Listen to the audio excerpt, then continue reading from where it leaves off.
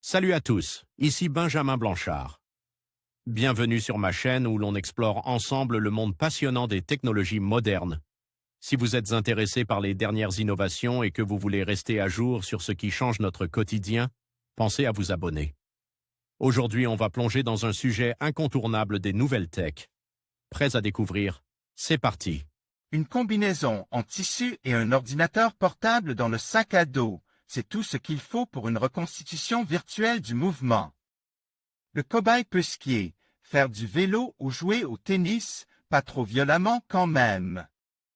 De quoi modéliser plus facilement le corps humain dans de multiples situations. Les applications sont nombreuses, les jeux vidéo par exemple, mais aussi la réalité virtuelle utilisée dans l'industrie, en médecine ou dans le sport. Peggy Hackney, spécialiste de l'étude du mouvement au NYU Movement Group, équipé d'un appareillage classique de détection des mouvements, imposant un studio. NYU Movement Group, les chercheurs insistent, leur équipement ne coûte pas cher. Une vingtaine de capteurs disséminés dans le vêtement et un ordinateur portable, à s'accrocher dans le dodo. C'est tout ce qu'il faut pour enregistrer les mouvements du corps durant de longues minutes et dans à peu près toutes les situations. Depuis longtemps, bien avant l'informatique, on pratique ce genre d'études fines des mouvements corporels.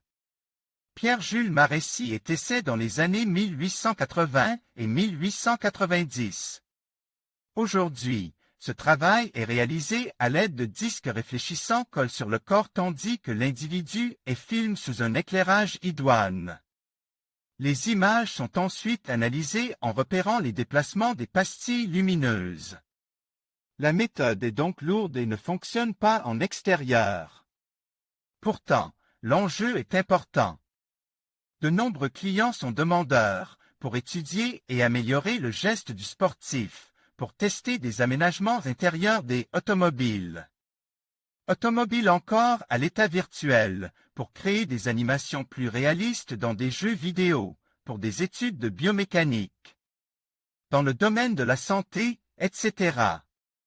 3 équipes internationales se sont réunies pour mettre au point un système léger de modélisation 3D des mouvements du corps, venant du MIT, Massachusetts Institute of Technology, du Swiss Federal Institute of Technology, ETH, Zurich et du Mitsubishi Electric Research Laboratory, Massachusetts.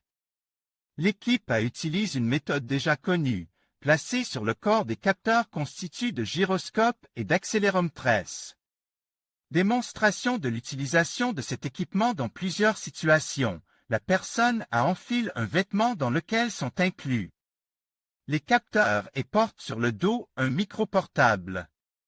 Ces mouvements sont suivis et on voit, en incrustation sur l'image, la silhouette de son corps tel qu'il est reconstitué ensuite par cet ordinateur une fois l'exercice termine un appareillage autonome.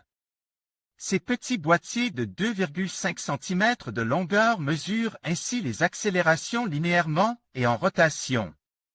Ils embarquent également un émetteur des ultrasons.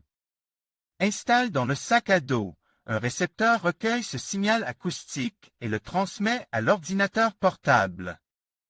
Celui-ci reconnaît chaque capteur individuellement et calcule la distance qui l'en sépare en mesurant le temps qu'a mis le signal sonore pour lui parvenir.